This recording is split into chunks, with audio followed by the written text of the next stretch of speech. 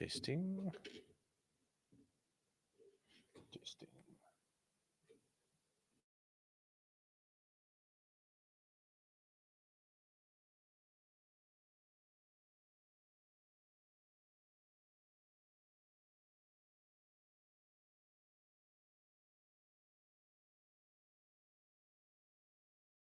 Let's see if the sound works now. Can anybody hear me? Let me know if you can hear me. Just quickly give me a shout if you can hear me properly. Okay, now it works. Thanks, Vian. So, obviously, first time back, little rusty. Apologies for that. Hope you guys are well. I just wanted to say hello. And I finally got the time to do regular lives again, which I'm super stoked about. It's been a hectic couple of months. Geez, like 8 months of real just whirlwind after whirlwind, but all good stuff. So managed to clear my calendar for Thursdays. I don't know what's the best time to go live. Maybe you guys can tell me what the best time is to go live for you from a convenience standpoint. But we're here at 11 o'clock on a Thursday. I mean, this is what it is.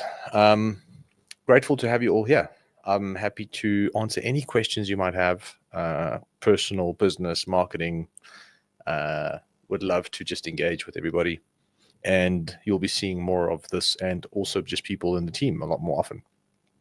So we'll definitely be having people, the likes of Gilbert, hopefully will join me next week, the likes of Bia, the likes of someone called Thomas, Vickers, and people from the team who can come and share expertise on certain topics, especially if you have questions around it.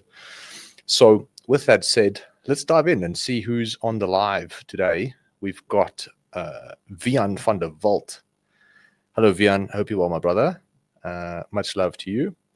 Do you use any vanity metrics to determine a campaign or ad group performance, even if it did not trigger any conversions, or do you only look at the conversion data? So that's a really good question. Vanity metrics are very important. Like, I think we call it vanity metrics because they're not going to cover the bills, but they do paint a story of why you're not getting conversions, right? So we need to understand that if we optimize a campaign for conversions, aka sales or leads, whatever it may be, then the idea would be to run an ad that generates those kind of results. But as we all know, it doesn't always happen that way, right? Life has got other plans for our campaigns sometimes.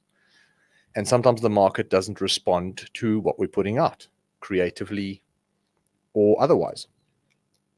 So these vanity metrics, like CTRs, landing page views, things like unique click-through rates, all of these things can tell a story to why you're not getting the conversions. So in essence, I'm going to share the vanity metrics, in air quotes, that we use to tell a story, because we need to understand the data tells a story, and we need to understand what the story is so that we can make the necessary adjustments in order to hopefully get conversions, right? So if a campaign is not getting sales or the ROAS is low, then the first thing I look at, my team might have a different perspective on this. People in the company might have different ways of doing it. But this is what I do. So the first thing I look at is the CTR, the click-through rate. Okay, that's the first thing I check. The reason I check that, it is because the CTR, the definition of it, is the amount of impressions that you have divided by the amount of people that engage with the actual ad.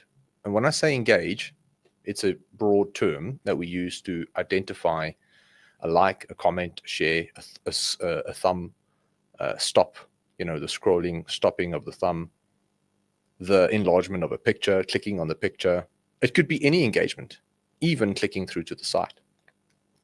So in theory, the CTR indicates how well the ad is grabbing attention. We are not going to get someone through to the website if we can't grab their attention first. The way that you can look at CTR is basically like an open rate on an email. Okay. Like if your open rates are crappy, then guess what? Nobody is seeing what's in the email. If nobody can see what's in the email, nobody can click through based on the message, and nobody can then go through to the website and actually buy what you have to offer. So CTRs tell a very similar story to an open rate when it comes to email subject lines. So the CTR gives you the indication of how well the ad is grabbing attention. The next metric I check is unique link click CTR.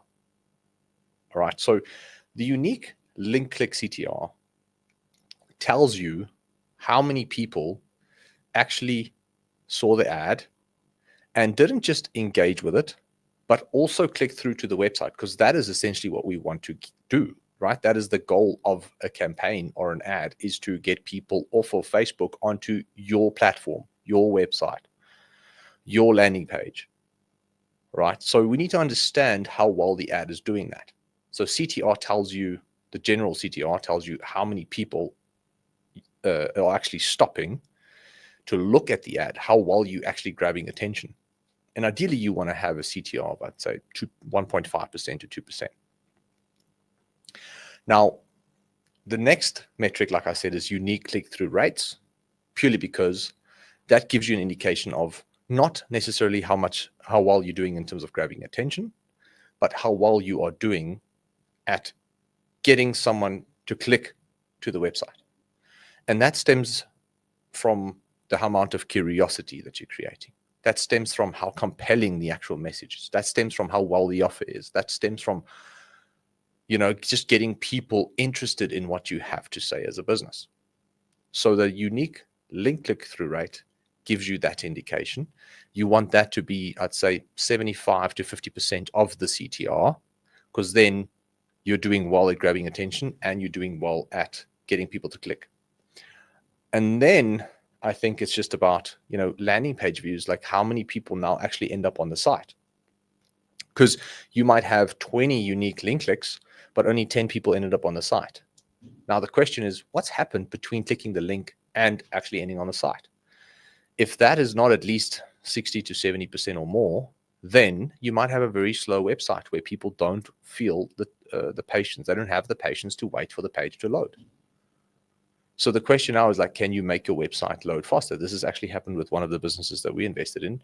We sped up the website and immediately conversion rates actually went up and the cost per landing page views went down. Because think about it. If you have a high cost of landing page views, it could be targeting, could be creative, could be all those things.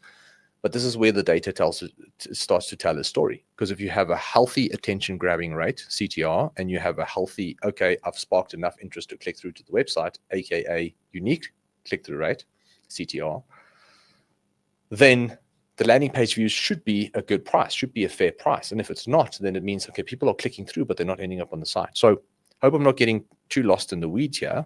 But those are 3 vanity metrics that I'd say I look at that helps me indicate whether the ad is actually doing what it's supposed to be doing.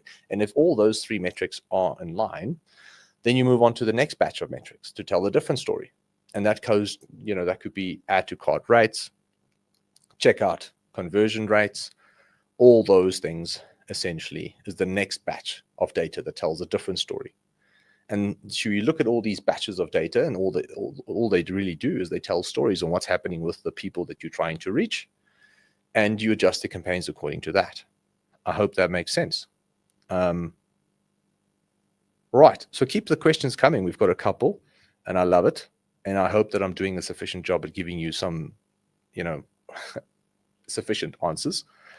I really just enjoying engaging with everybody and their questions. So let's see here. Perfect. Hi, Jandre. I wanted to find out, as a South African, what would you say are the best niches to target for lead generation? Your mic is off. Okay, well, my mic's on now, but thanks for letting me know. I hope it's still on. The question is the best niches for lead generation. So I would love for you to maybe be a bit more specific about your question to try and understand, is this B2B leads or B2C leads? Because B2B is directly to business. So you're generating leads as a business owner and looking for other businesses. And that could be a bit harder to do, obviously. or you're looking to generate leads in, for example, the consumer space. So you're a beauty clinic looking for leads for people who want to come in and do a booking with the business and come do a treatment. So I would love to know what kind of, lead generation you're referring to.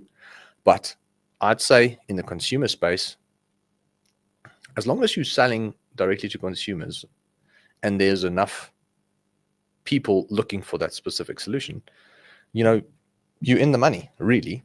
You're in the money.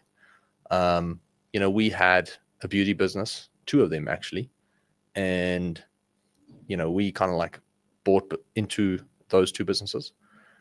It's a great space to generate leads, to be honest with you. However, scaling those businesses get quite complex, so we've now sold off our shares back, and it's just too complex compared to online stores and more D2C consumer products. So service businesses do get very complex to scale.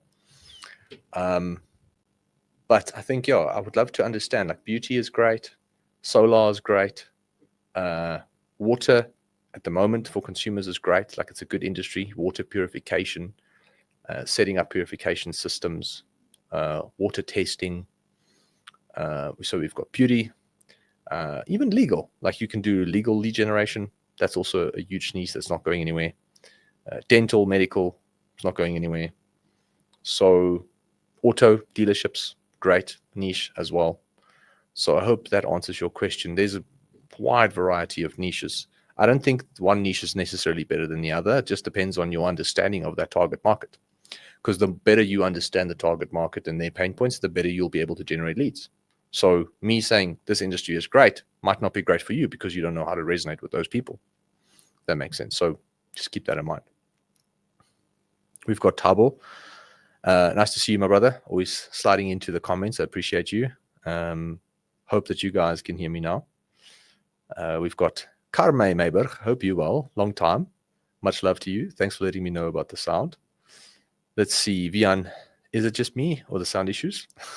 Hopefully that's fixed now. Vian says, okay, now it works. Great. Thank you. Awesome.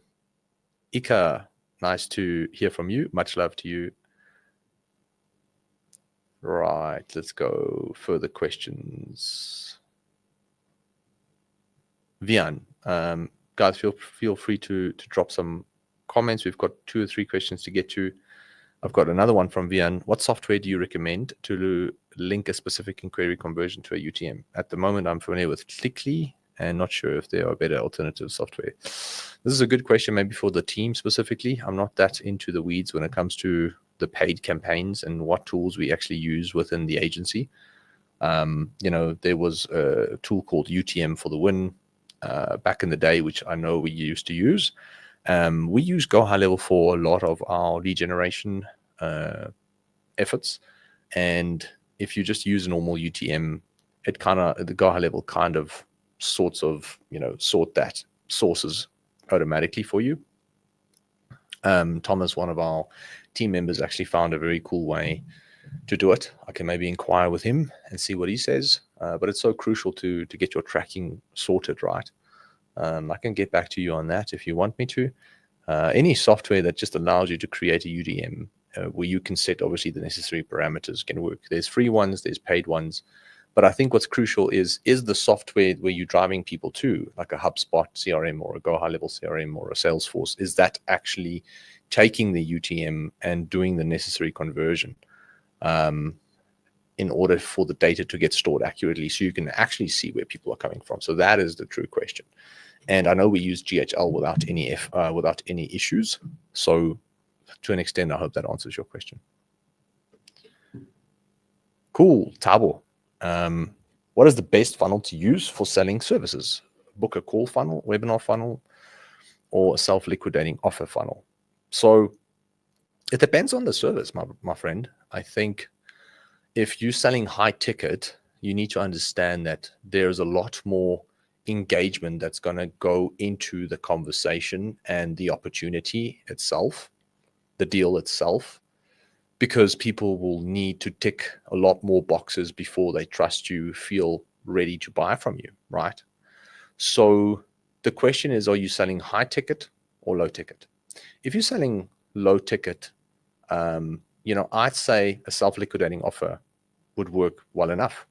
So if you're selling anything from 200 to 500 Rand a month, for example, then a self-liquidating offer is great. You don't need to do a webinar. You can. A webinar works for both low ticket and high ticket. It just depends then if your time is actually seeing the return, because a webinar can be very time intensive.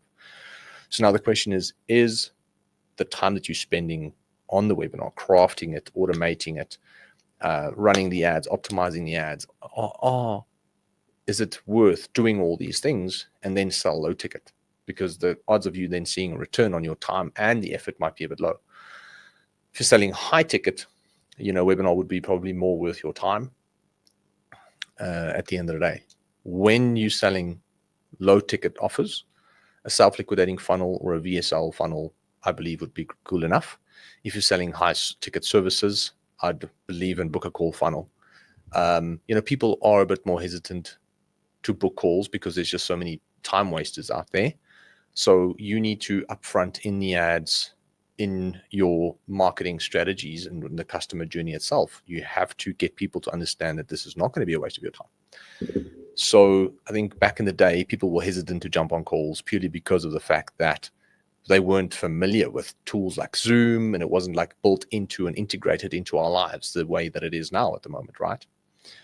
But we find ourselves in a world where that is now past and everybody is used to jumping onto video calls. However, now the problem is that there's so many time wasters out there and tire kickers out there where you don't want to spend time on a call with someone who's just going to waste your time. So your objective now as a business, as a marketer, is to get in front of that customer journey and get people to understand that this won't be a waste of your time and there's actually value on the other side of this call.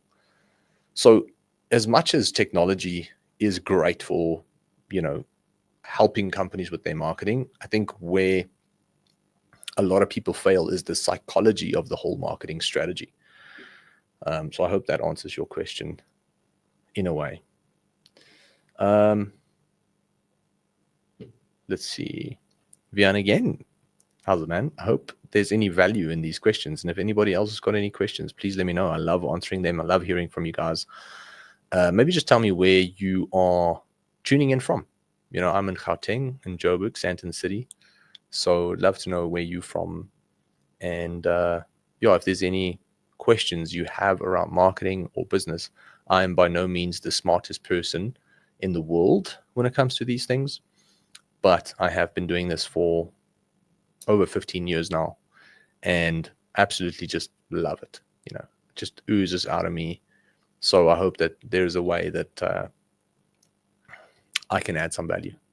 So who is responsible for implementing the cookie consent settings, configuration, the website developer, or Google Ads Manager? You don't have to worry about cookie issues or policy privacy issues if you're using Google Ads, just as long as there is a notification on the website, right? That's there's a little notification that pops up that says, are you happy? We use cookies and so forth. And then they can say reject or accept all or whatever. So as long as you have that on the website, there's not much that you have to do on the Google Ads side of things. If you're referring to the actual cookies in terms of remarketing campaigns and stuff like that, then again, there's nothing really for you to do in terms of setup of the cookies, but there is things that you need to do in terms of setting up the necessary campaigns that can target people based on their necessary behavior. So you will have to create custom audiences. You'll have to create things. A custom audience, for example, would be people who have engaged with a specific video, people who have visited a specific page. All of those things falls part of custom audiences, and you need to set up those audiences in order to retarget those people. And the technology that kind of like oversees all of that is the cookies.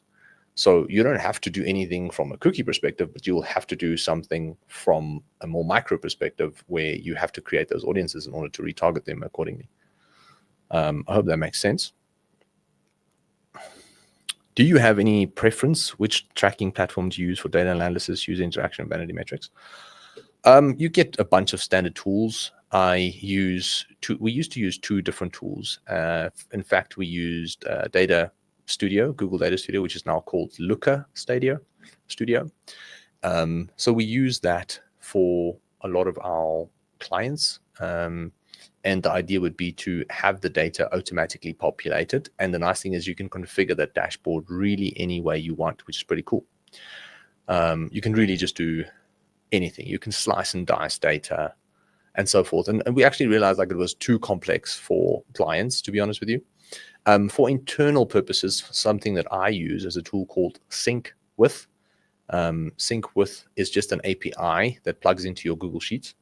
And the nice thing about Sync With is that you can literally have any data automatically populated into your Google Sheets. And you can just open the sheet on the Monday morning, for example, and all the data will be there. And then you can use the sheet same way you use any other sheet. You can customize it any way you want. You can look at the data, divide this, times that, all kinds of cool stuff. So I hope that helps. I just had someone say, Cool Blooms says they can't hear anything. Can someone just confirm if that's true? Let me know. I would love to obviously just fix the sound issue if it's still continuing. Ika says she is from Polokwane. I grew up in Polokwane, by the way. Went to Petersburg High School. That's where my journey started. So yeah, much love to Polokwane. Given says, hello, my friend. I hope you're well. We've got some other questions, but last one from Vian. Vian has been a busy guy today. Oh, there's two more actually. So we've got what inspired or made you do what you do today, career-wise? Just my excitement. I just follow my excitement, really. Isn't that what we should all be doing? Is follow what excites you. I don't want to be overly philosophical and make this like a spiritual conversation. But I believe that your excitement is your compass. I believe it's your soul speaking to you. And that is the path from the higher self, or some people call it the Holy Spirit, whatever you want to call it. That is the path that you should be following. So your excitement is kind of like a GPS, if you will. So what inspired you or made you do what you do today? Just the inner compass, which is my excitement. Business excites me, marketing excites me, and therefore it unfolded and the synchronicities found me the way it did. Vian, again, what landing page builder would you suggest? Again, like many on the market, but we like Go High Level. Go High Level is amazing. It's got everything you need. Lekker. Moving on, we've got Amar. We are already 26 minutes in. So if you do want your questions answered, guys, maybe just drop them now because I don't know how long these responses will take. And then at the same time, I would love to get to every single one of them. So if you have a question and you're sitting on something, please let me know now. And then I'll get to it and try my best to do it within the time frame of an hour. So we've got about half an hour left. And I mean, there's some other stuff that I want to, unpack just of what's happening in social media and so forth. Maybe we get to that. Maybe we don't. Amar, how do you structure a Performance Max campaign to maximize high intent conversions while maintaining full control over audience targeting and budget allocations? I don't know. I am not a Google Ads expert.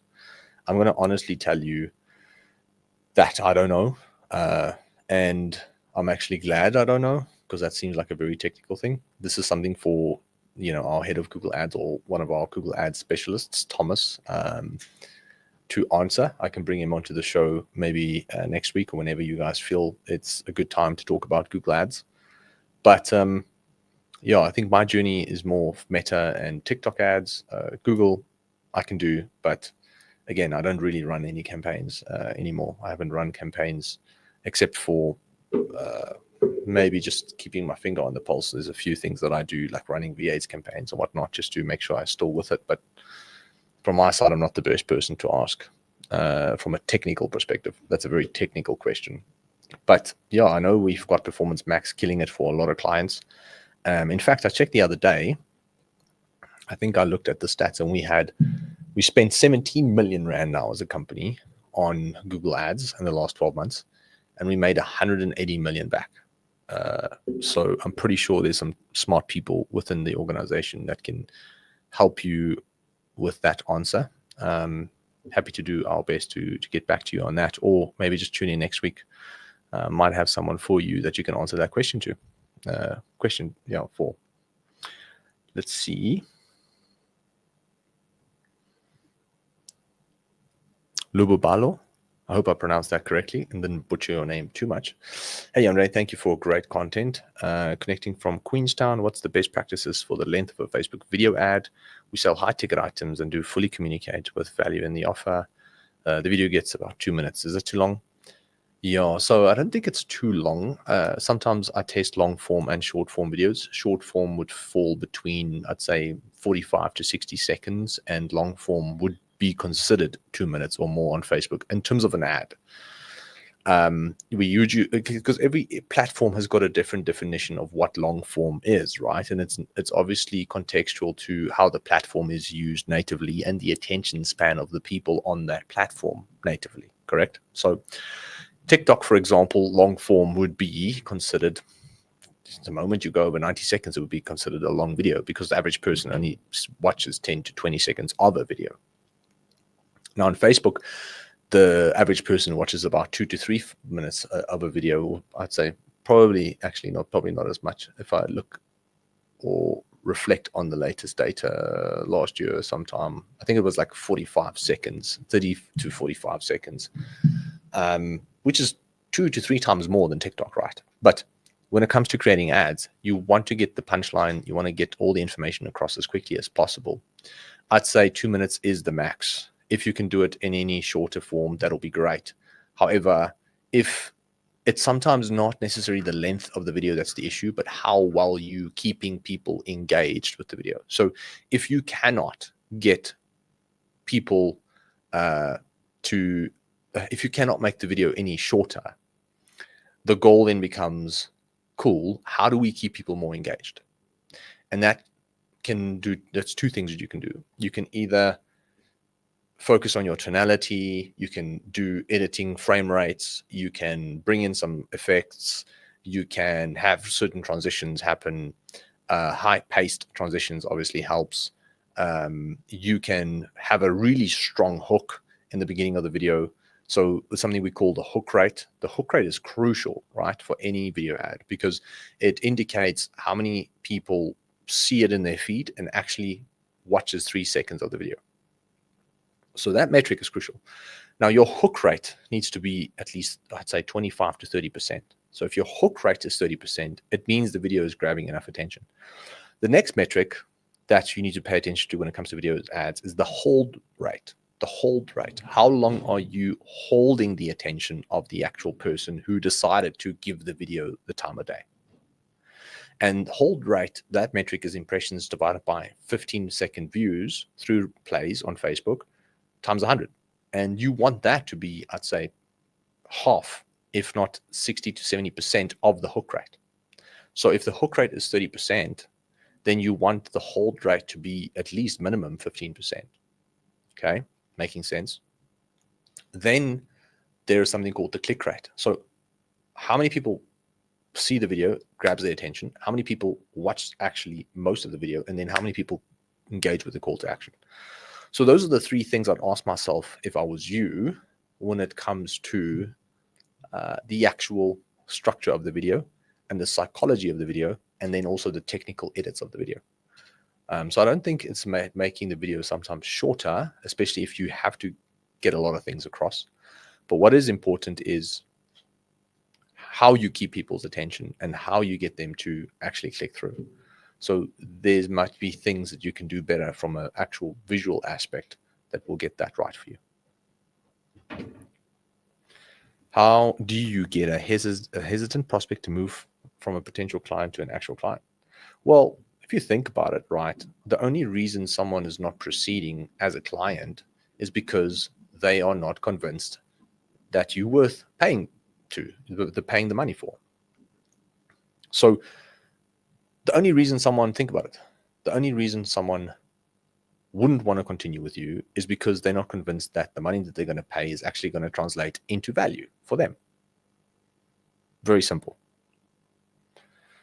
Like if we had to break negotiations down to the most simple aspect, it is that the person who says no is not convinced that the money that they need to pay is going to translate back into value for them or their business.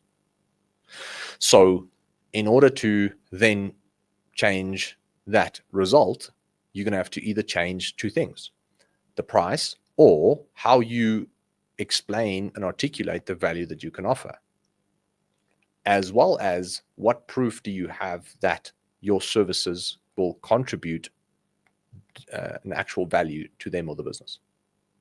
Does that make sense? So if someone is not converting, it is because they have certain objections about the actual price or the value that you're offering.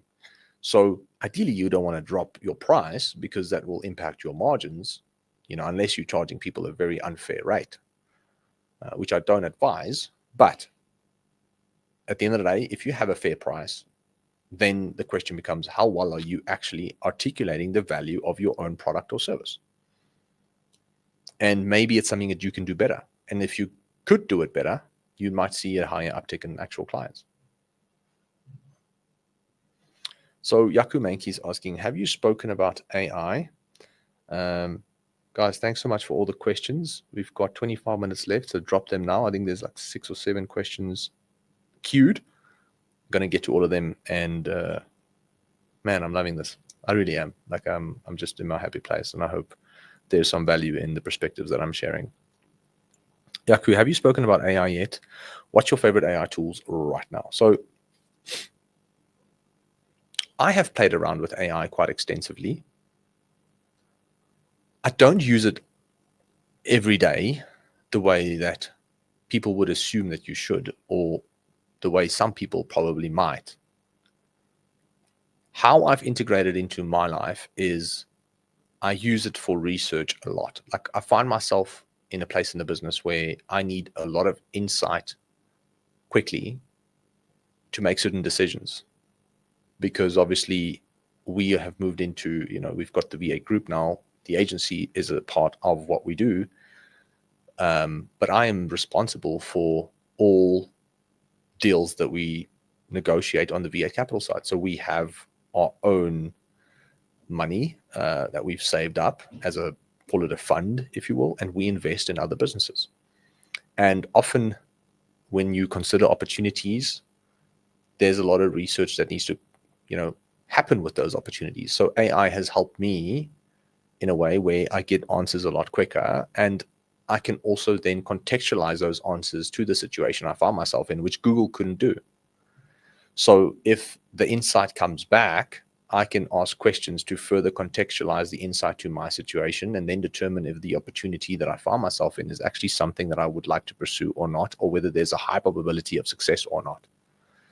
So I can mitigate risk and do a form of due diligence. So in essence, I've used ChatGPT. I use ChatGPT to build custom ChatGPTs. Grok can't do that yet, from what I understand. Claude AI is a very cool tool, can do that to an extent. It's called projects, but it's not as extensive as a custom ChatGPT that you can actually build. So I love ChatGPT purely for the fact that you can build custom ChatGPTs. You can give it certain information, certain knowledge, and then you can engage with that knowledge. This is great for managers who have to work with teams, because the manager can upload all of their information into that custom ChatGPT, and the team can then engage with that ChatGPT as if it is a Google search for the type of work that they do on a daily basis. And they can engage with those insights to contextualize the situation further for their situation, which is amazing. So custom ChatGPTs are amazing. I think that's revolutionary. I think it allows businesses to run a lot smoother, a lot more effectively than people actually realize.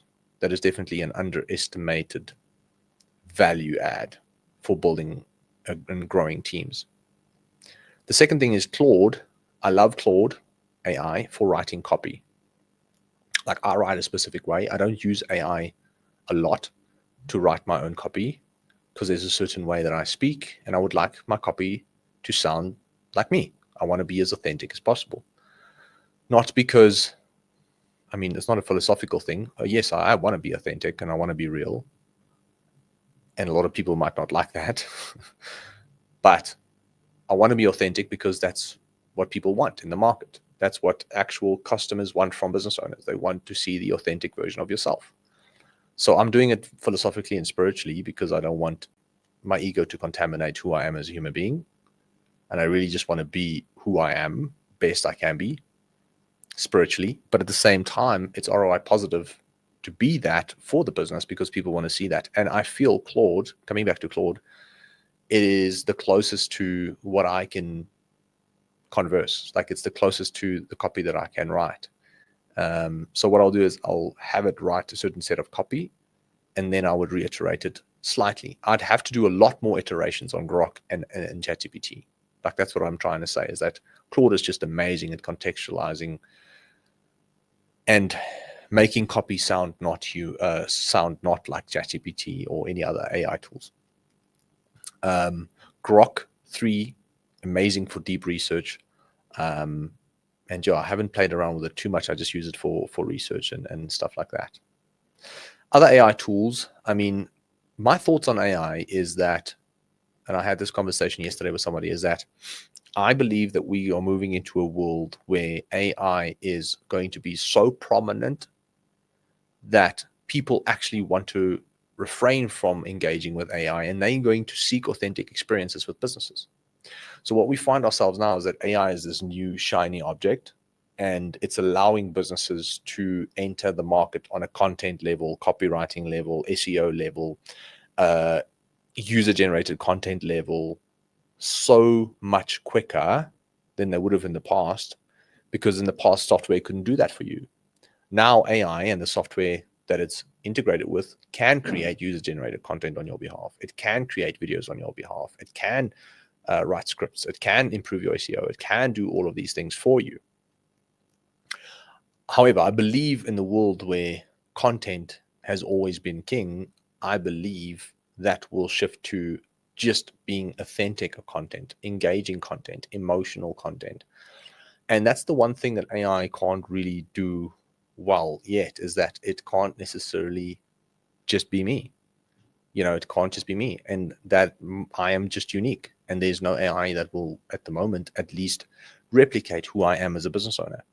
So I believe in creating authentic content because I believe that's what people want to see 5 to 10 years from now. Once I'm tired of just seeing random faces sound robotic or wondering whether the person that they're engaging with is actually real or not. Because let's face it, there's just a more integrated emotional connection the moment you know the other person on the other side is conscious and emotionally connected to your problem. Period. And I don't think that's something that AI can solve. So I'm an advocate for AI integrated into our lives, but I'm a big believer in finding the balance when it comes to your business, because customers at some point will want to rather be emotionally connected to the business as opposed to just technically connected through AI. That's what I believe, and I might be wrong. So, Ika van Wyk, my business since 2020 makes a bridal jewelry to order high quality local made gold and platinum jewelry. We struggle with generating enough sales since day one to keep it truly profitable. It's not a return customer type product. Any advice for finding and converting this type of customer? We find that leads are hard to find with targeting parameters pre-engagement stage, and when they are looking to buy engagement rings, many targeting parameters include people who have already I don't know if there's more to the question. Already planning. Yeah, I think it's not so much that you are looking. So here's the thing about business and what I've realized about the products that you're selling. And there are certain types of businesses that have naturally high repeat customer rates, right? So if you look at groceries, your repeat customer rate is going to be 30, 40%, if not more. Okay, that's amazing. The amount of profit you're going to make per order, however, will be less because it's really just low cost goods. So even if you make 60% margin on something that costs $10, you only make $6 rand. So in theory, it doesn't mean that you need a lot of repeat customers to come back and buy the same product or similar products. Maybe there's a way that you can just make more profit on the actual initial sale. And if that's something we can't get right, or you can't get right in any way, then I believe that we should look for other products that synergistically complements the journey of the person who's getting engaged, or the person that you're trying to target. And what I mean by that is that what products are they going to need down the line over the next 5 years? If your business is since 2020, it's only 4 years, 5 years old, right? A lot of people think it's a long time, but it's not. So the question is, if people are buying, let's say, 5 to 10 grand items from you specifically for one event, like a wedding, like an engagement ring or a wedding ring, then the question becomes, what else will those people need in the same space that they can buy from you down the line? Because you can't sell someone 2 engagement rings. The odds of that happening is very, very little. So it's just a matter of then wondering, what else would these people need down the line? And I'm not here to give you any business advice, but that's my thinking. My thinking would be, what else can I sell that's maybe not directly jewelry? Don't know why I struggled there. Related, in order to increase the average order value or the lifetime value of that customer. A lot of people get insurance for their jewelry. Is there a way that you can connect with, insurance companies and send them leads and get paid on the back of those leads? That's a stupid, obviously, top of mind idea, which probably won't work. But the point I'm trying to make is that thinking outside the box in terms of what we can offer in terms of value that can get someone to compensate you for that value, that might not be the exact same product that you're selling them now. So getting back, and I'm weaving a bit, but the point of me weaving is so that you can understand the landscape better, is that people obsess over finding customers and bringing them back, because that is the simplicity of building a business. But not every single business is that simple, right? Businesses are complex. Like if you sell an iPhone, the odds of someone buying 2 iPhones is very rare. But the odds of someone buying an iPhone, a screen protector, and a cell phone cover is very high. So now the actual sale went from a 20,000 Rand sale to a 23,000 Rand sale, or 22,000 Rand sale. So there's a 10% more revenue, and they probably make most of their profits on the actual, a lot of the profit gets made on these small little things sometimes too. Then they also sell you eye care, right? So they sell you the device, they sell you the cover, they sell you the screen protector, they sell you insurance, they sell you an iPad, they sell you Apple Watch, they sell you Apple AirPods. So they've created products that we just integrate into our lives, right? You're going to need everybody that is on a device, I'd say for 5-6 hours a day, probably have headphones or earphones. Now, if someone who is technically inclined and just loves tech and stuff like that and gadgets probably has a phone and a laptop. So Apple has found ways to change their product offering in order to remain integrated into people's journeys in building a business or getting creative or whatever it may be. So the question then becomes, how can you do the same thing where you're offering bridal things now, like let's say jewelry or rings? Is there any other stuff that you can offer at the same time that you feel they might need for that special day? Or are there things that you can potentially offer that they might need after the special day that still falls in your realm of expertise or passion and excitement? And that's really what we should be asking ourselves. It's not always about getting people back to buy the same product. And I think you kind of understand that now. It's about now changing our offering and finding ways to squeeze out more money on the actual order that happens in the moment. Plus, what else can happen? What else can they buy that adds value to their journey and where they're going?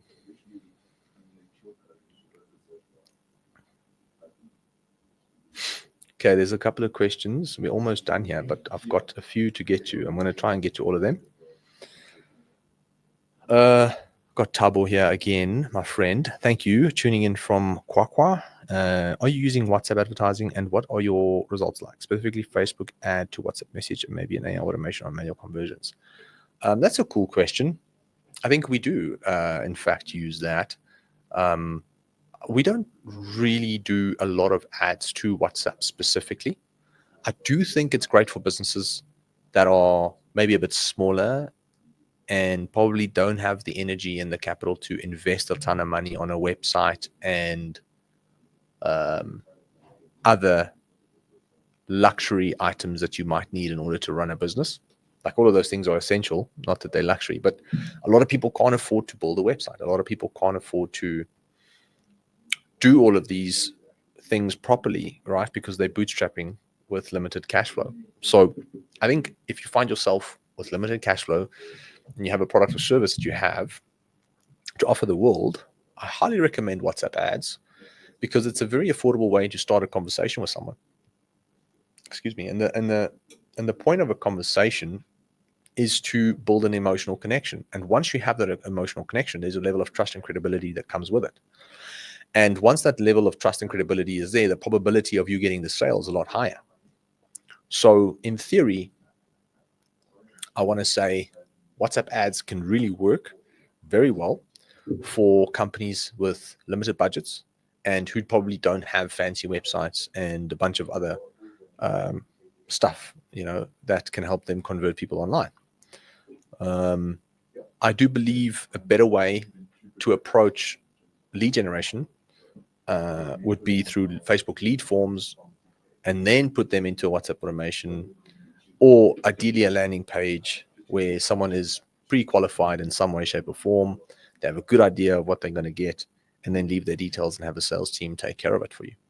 But WhatsApp ads specifically, I think it's very valuable, and I think it's something that we should consider. But I think it's more for people who really have the time to actually have all of those conversations. You can use AI. There's some really cool tools that integrate with WhatsApp and then have AI conversations. But I'd say WhatsApp is more of an additional layer to the strategy as opposed to the main layer.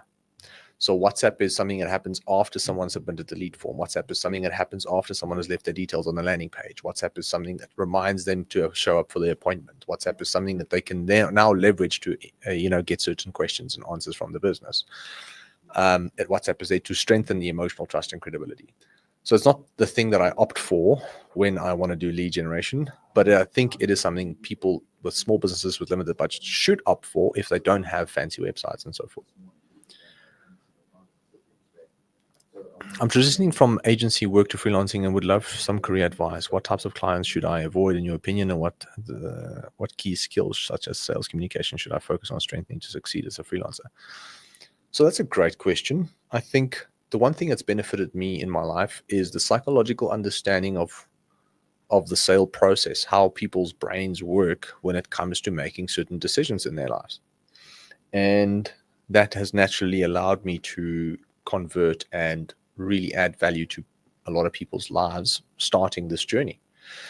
I think studying things like a book called Cash Advertising, even stuff like crazy, like Sabri Subi, Russell Brunson's books, like all of his books are really cool.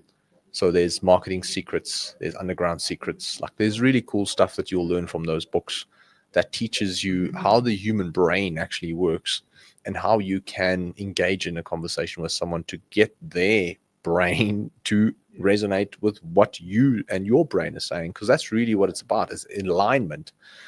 If you can get in line with the person on the other side and not unnecessarily manipulate the conversation because you know what they want to hear, but authentically align with them naturally, just because of who you are and what you have to offer, and resonate with them, then I think you're going to have a better chance at converting clients.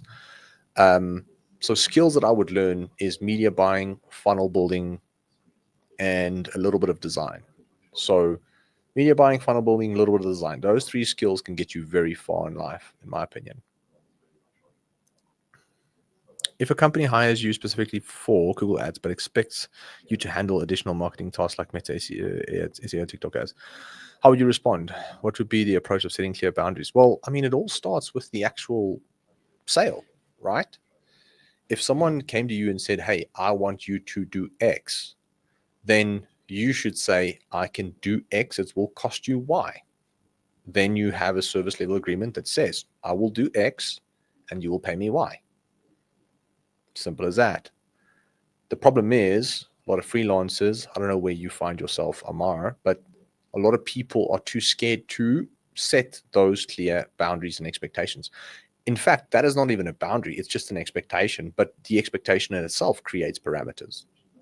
So, hey, you want X? I can do X. I can do it at Y price. Are you happy for me to do X and you compensate me with Y? Yes. Agree. Sign service level agreement. Now someone says, I would also like to do meta ads. Great. Remember our service level agreement? You said you wanted to X and you're going to pay me Y in order to do X. That's been happening. Now you want X and Z. So I can't just charge you Y anymore. I'm going to have to charge you W and Y, or Y plus A, B, and C, in order to do the stuff that you want me to do. So it's all just clear communication. I mean, the simplest way to set boundaries is to just express yourself naturally, authentically, and with humility. No person on the other side is going to get offended by it, but sometimes our own fears as business owners hold us back from setting clear expectations and parameters, because we are scared that we say something that they don't want to hear and then they go somewhere else. But the reality is, the more you set expectations, the more you clearly articulate yourself, and the more you speak from a point of humility and authenticity about how you can help, the more that person on the other side will actually trust you and want to work with you, because that's what people want. And that is a very fruitful relationship. The moment someone feels they can't express themselves fully, or something might happen to the deal if you say X or Y, you're going to find yourself in a situation where that person might think it's good for them to, exploit you and pay you the bare minimum, but now you're doing all of these additional tasks. But what they don't realize is it's actually a short-term fix and a long-term problem that they're creating for themselves, because it's only a matter of time before you're going to feel like you're getting exploited and this is not worth it anymore. You're going to give it less effort, then they're going to get annoyed because the effort is not there anymore. It's like all of these things. It's just a relationship with someone, and the way you stay on the same page and you manage expectations and parameters is to communicate clearly at all times, without fear of getting judged about what you truly authentically want to express. I'm from Kruger Store, but it's still worth it to advertise on Facebook and Instagram. I mean, 100%. It's not that it's still worth it. It is an absolute necessity. Back in the day, I think a lot of people saw it as luxury. They were like, hey, this is cool. I can do this on top of what I'm doing. Now it's like, no matter what you're doing, it's no longer a matter of on top of. It is now the thing that you should be doing, and everything else is now on top of that. Everything else is additional to running meta ads and Instagram ads, in my opinion, depending obviously on the industry that you find yourself in. Given 100% understand, not every single business is dependent on Facebook or Meta ads or Google ads. However, I believe that will change in the next 5 years or 10 years. And then if you're not on these platforms actively advertising yourself as someone who can offer the market something of value at a fair price, you will be left in the dust, and you will find it very hard to grow the business. That doesn't mean that you will make the money that you're making now or the profits that you're making now, but it, in my opinion, might be where you stay forever. And with inflation and more competition, that might shrink. So therefore, you always have to go on the attack as a business, because if you're not actually growing, you're actually going backwards. I've seen people think, this is not you, obviously, Sine, but I've seen people go, I'm making my money, I'm making my profits, I'm happy. Cool.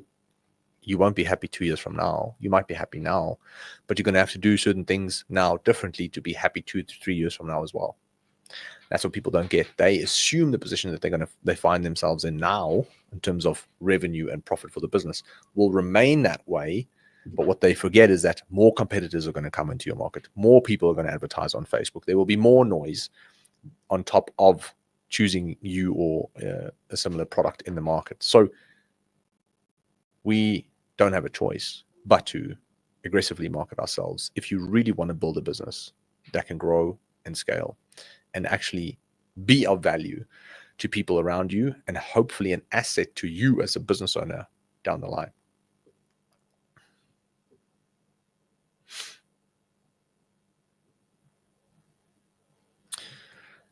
We've got a question about ideal price points for profitable advertising. First, B2C lead generation services. I see some businesses complained about anything 10K plus, then e-commerce. What's the ideal average order value to be profitable? I see most people do 750.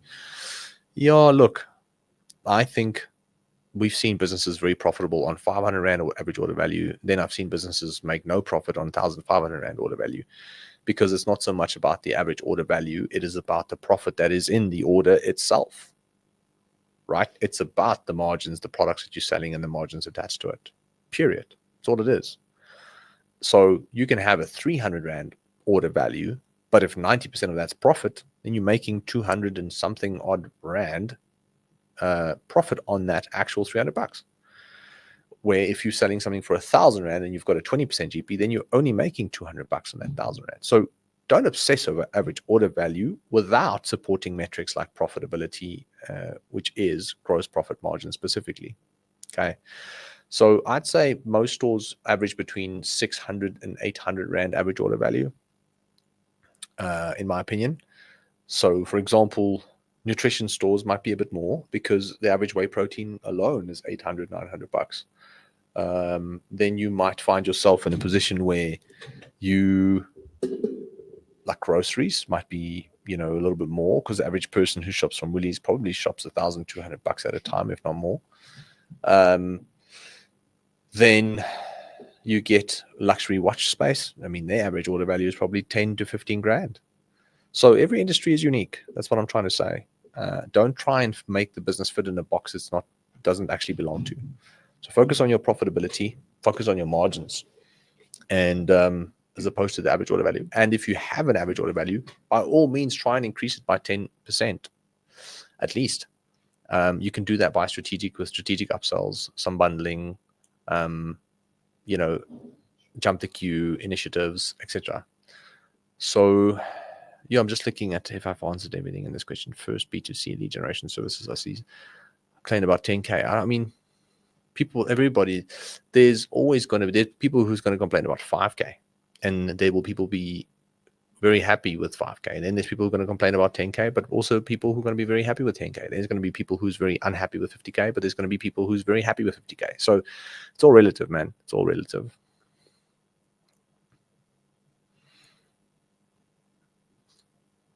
Authenticity is extremely important. Just being you, 100%. Many targeting parameters include people who have already planning weddings post engagement stage. Yeah, so it's like getting back to that question. I think it's about integrating more products into their life journey as opposed to a very specific event in the journey that they're living, if that makes sense. That's how I would think about it. How do I integrate into the life of this person? And there is a right way and a wrong way to do that too, because you can get overly broad and start selling them furniture for their house, which is not necessary. But it's keeping it contextual to your passion, excitement, and the actual business that you're trying to build, right? Let's see here. We've got Hillel. Hey, Jandre, I think it's awesome what you've done over the years. Just a quick question about some of the ways your agency uses machine learning to make clients more successful. Sorry. Sometimes AI makes people more stressful too. Don't see any questions, so not sure if I am missing anything. Are you asking me how many or which ways we use machine learning? So, like I said, I think it's we use ChatGPT, custom ChatGPTs. We build a lot of custom ChatGPTs. That is very powerful for any business because you are sharing knowledge with that bot, and that bot can contextualize that information and share it with someone else who might need it, aka people in the business, etc. So that is definitely one way.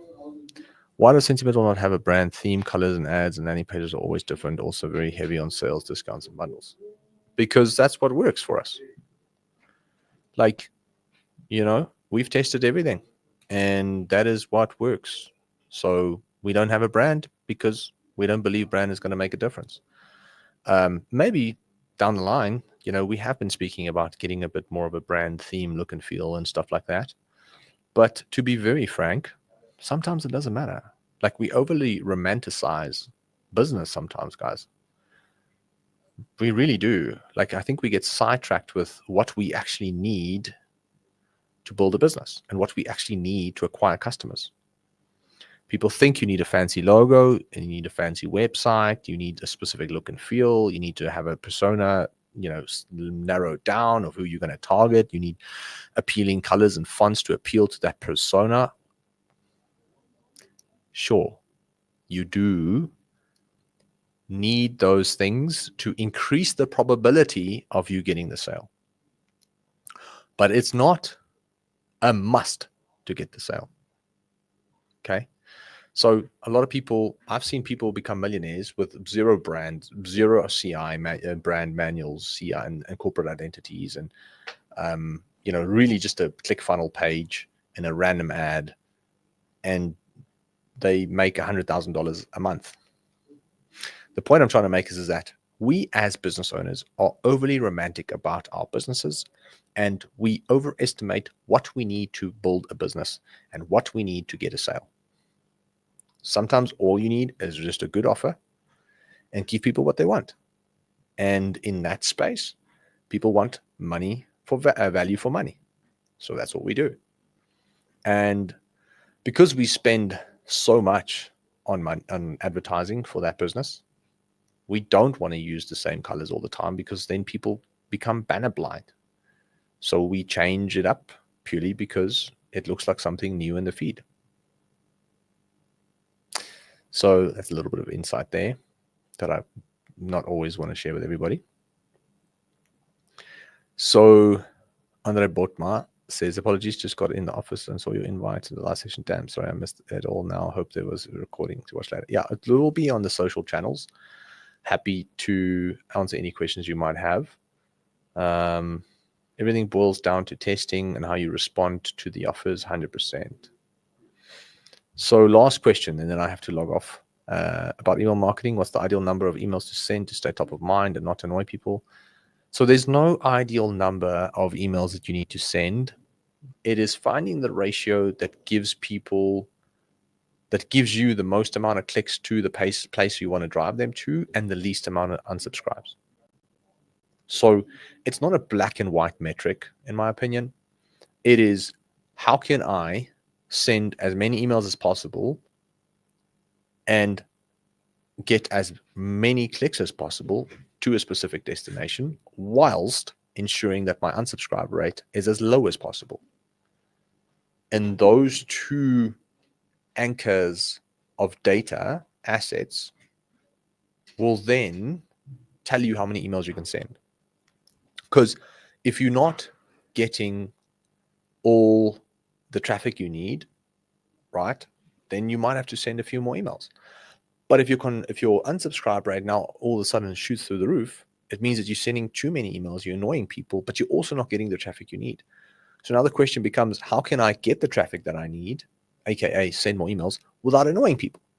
And then that question translates into an answer of, maybe I can add more value.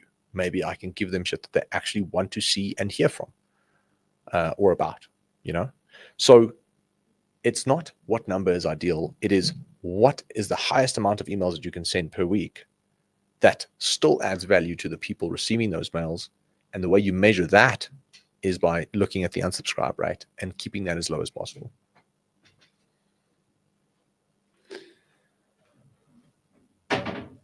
All right. That was fun. I hope there was some value in it for everybody on the call. I want to say thank you for your time. Thanks for tuning in. I'll be doing this weekly. So if there is anything, please let me know. I don't know if 10 o'clock or 11 o'clock is the best time. So you guys tell me what you feel is comfortable. I'm going to try and do this around 10 or 11 on Thursdays. So maybe keep that open if you're open to it. No pun intended. And then, yeah, let's chat. I'll bring some people on board. Next week, we'll have a surprise guest. Well, every week I'll try and bring a guest. If I can't find anybody because they don't have the time for me, then it'll just be me and you guys. All right. Much love to everybody. Have a great rest of your Thursday and a wonderful weekend. Much love. Cheers.